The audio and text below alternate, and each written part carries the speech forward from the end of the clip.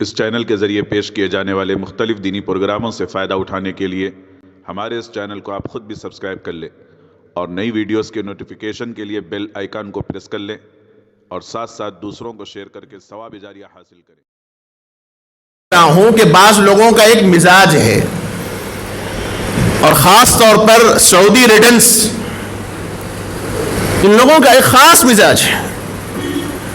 سعودیہ نے جو کہہ دیا، مملکت عربیہ نے جو کہہ دیا، بس وہ پتھر کی لکیر ہے۔ دلیل کیا ہے؟ صاحب قرآن وہاں نازل ہوا، انہوں غلط نہیں کہہ سکتے۔ مدینہ المنورہ کے اندر 30 تھیٹرز بننے کا فیصلہ ہو چکا ہے، وہ غلط نہیں کہیں گے۔ ریاض کے اندر تھیٹرز بن چکے ہیں، وہ غلط نہیں کہیں گے۔ یہ مملکت عربیہ سعودیہ کی بات میں کہہ رہا ہوں۔ ایک فنکشن ہوا صرف گانے بجانے کا ریاض کے اندر، ایک پہلا لاک ڈاؤن ختم ہوا اور لاک ڈاؤن کے بعد پبلک پلیس پہ جمع ہونے کا سب سے پہلا کام ہوا فنکشن کے ذریعے گانے بجانے کا کام ہوا۔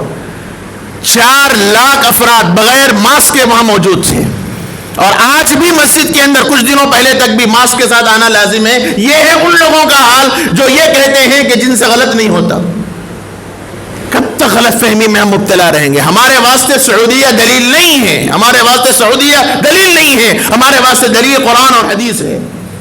اگر مملکت عربیہ سعودیہ قرآن و حدیث پر عمل کرتا ہے، سنت پر چلتا ہے، وہ ہمارے بھائی ہیں، ہم ان کو مانیں گے۔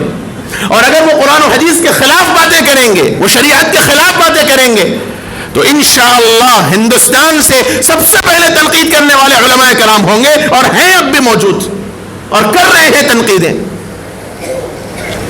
باضابطہ کانسلیٹ کو تحریریں دی گئی، کانسلیٹ کو بتلایا گیا۔ حضرت مولانا محمد ارشد مدنی صاحب دامت برکاتہم باضابطہ کانسلیٹ جا کر انہوں نے بات کی ہے اس مسئلے پر۔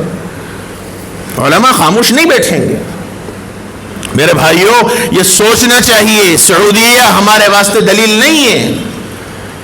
اس وقت سعودیہ جس حال پہ جا رہا ہے، وہ سوائے مغرب نوازی کے کچھ اور نہیں کہا جا سکتا، سوائے اسلام دشمنوں کو خوش کرنے کے کوئی اور چیز نہیں کہی جا سکتی۔ اللہ ہی اپنے کرم سے معاف فرما دے، اللہ ہی اپنے کرم سے معاف فرما دے۔ سوچنا چاہیے، جس کے اصولوں پہ یہ بات لکھی گئی تھی کہ یہاں اسلام پر عمل ہوگا، یہاں اسلامی تعلیمات پر عمل ہوگا، اور اب حال دیکھ لیں۔ ایسوں کو بلایا گیا صرف اسلام کے نام پر، جس کے اسلام ہونے پر جس کے کافر ہونے پر کوئی شک و شبہ نہیں، جس کے گھر میں باضابطہ گنیش کی پوجا کی جاتی ہو، وہ نام کا اگر مسلمان نام رکھ لے تو کیا مسلمان باقی رہے گا؟ صرف ایک فلمی انڈسٹری سے مسلمان آدمی کو بلایا گیا صرف نام کی وجہ سے، اور اس نے مملکت عربیہ کے اندر جا کر اعلان کیا کہ صاحب یہاں میری خواہش ہے کہ فلم بندی کی جائے۔ جس مملکت سعودیہ نے بدعات کو مٹانے کے واسطے آثار نبی کو ختم کرنے کی کوشش کی ہے، وہاں باضابطہ اس کے ہاتھ کا نشان بنا کر دیوار پہ لگانے کی کوشش کی جا رہی ہے۔ یہ ہے وہ سعودیہ کا حال۔ باتیں بہت کچھ ہیں کہنے کی، لیکن میں صرف ایک گزارش آپ سے کہہ رہا ہوں، اور خاص طور پر وہ حضرات سے جو سعودیہ کو اپنا سب کچھ مانتے ہیں، میں ان سے ہاتھ جوڑ کے کہتا ہوں، سعودیہ ہمارے لیے دلیل نہیں ہے۔ آپ سعودیہ کی تاریخ پڑھیے، آپ کو اندازہ ہوگا سعودیہ کیا ہے۔ تاریخ پڑھیے پہلے، سعودیہ وجود کہاں سے ہوا، سعودیہ آیا کب سے۔ میں کھولنا نہیں چاہتا، میں بات کرنا نہیں چاہتا آپ کے سامنے، مجھے اس سے کوئی بحث بھی نہیں ہے۔ وہ کون ہے، کیا ہے، کہاں سے آئے، مجھے اس سے کوئی بحث نہیں کرنی ہے۔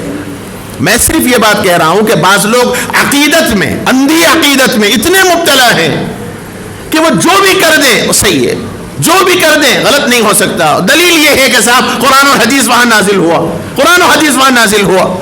میرے آقا نے فرمایا، ترمذی شریف اٹھا کے دیکھ لیجئے، حضور نے فرمایا کہ اسلام کا لبادہ اوڑھ کر اسلام کے خلاف باتیں کہیں گے، دلیل زندہ سامنے موجود ہے۔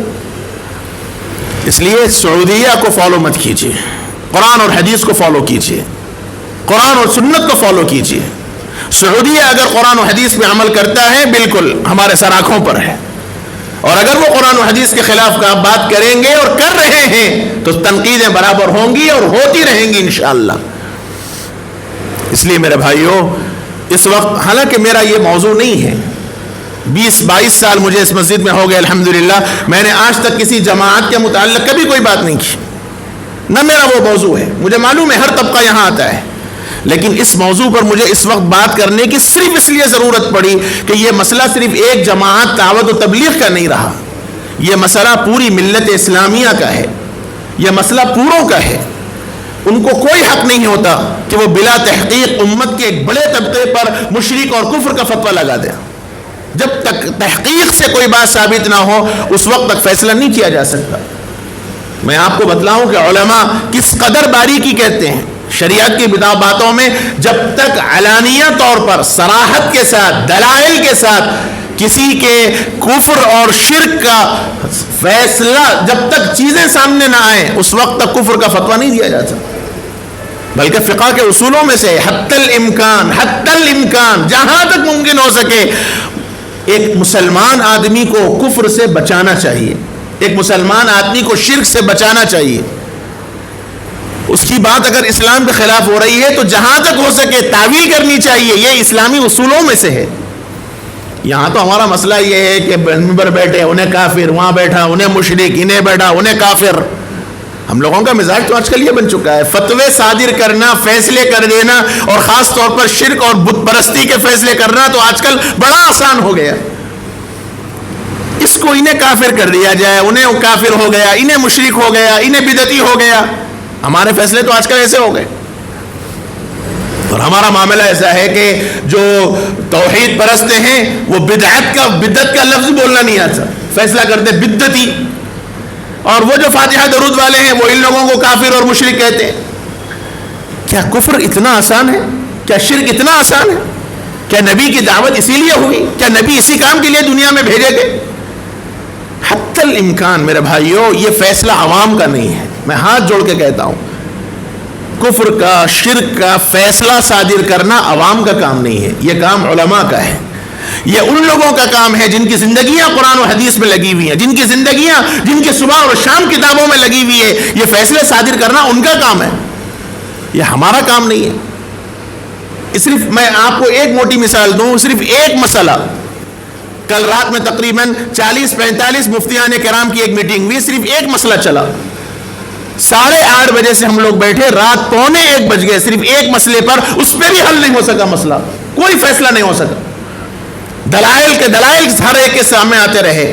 8:30 بجے سے ہماری بیٹھک شروع ہوئی, مسئلے پہ بحث ہوئی, 1:45 بج گئے رات کا, لیکن فیصلہ اب تک بھی نہیں ہو سکا کہ اس مسئلے میں صحیح بات کیا ہے. دلائل دونوں طرف ہے.